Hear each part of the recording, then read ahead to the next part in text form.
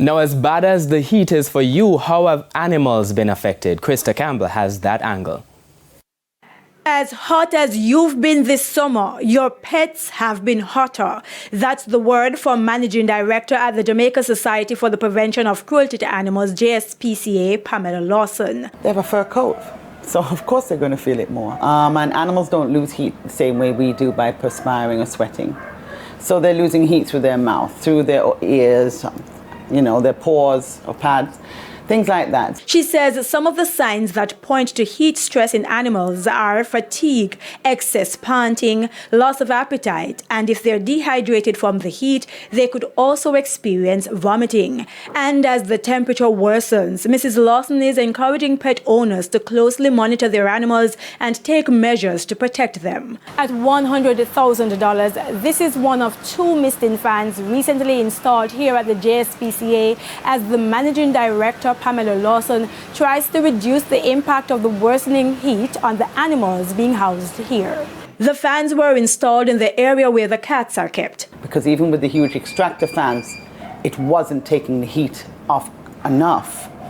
And because we don't often see cats panting excessively, and they were. Now she stressed the importance of gradually cooling down animals that have displayed signs of heat stress, even as she warned against some dangerous practice she has encountered with persons who turn up at the JSPCA to get medical care for their pets. Even if there's no heat, they should never be in your car trunk. But I can tell you where an individual bought his dogs from Spanish Town in the trunk. By the time the animal was here, it was nearly dead. People try and force their animals to drink if they are suffering from heat stroke, where they've collapsed, they get weak, and then they probably will go down, be unresponsive in the way they normally would be. Don't try and force them to drink. They're not going to drink. You need to just wet the animal down. Some people like to exercise and walk with their dogs. Don't do it in the heat of the day. Do it early morning, late evening, when it's cooler. Remember their feet. They get burned. Asphalt. You ever stood up on tarmac or asphalt? Barefoot? You can't. Why do you think your animal can? If you have a dark colored dog, a black dog, and you're in the sun, just like if you're wearing black clothes, you're going to be hotter. And while more persons take their pets to the beach to cool them down, she's encouraging them to always take along fresh water for them to drink, and even wet rags or towels to help them stay cool while traveling. Where we run into problems is where people tie their dogs.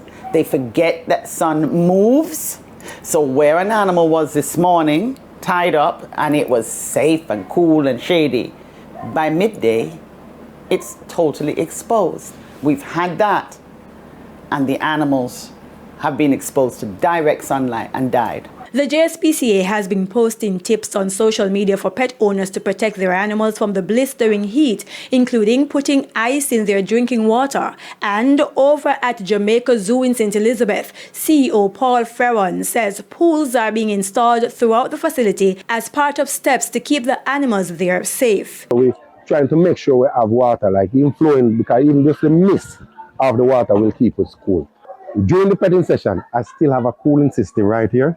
That's we make sure that we even still put it in the water. He says some of the measures have been implemented over the past 2 years as the island started to experience extremely hot temperatures. We'll make sure we have water in the enclosure straight. And then what we keep doing now is wetting the outside of the enclosure from time to time. Like sometimes, depends on how hot it is. Krista Campbell, TVJ News.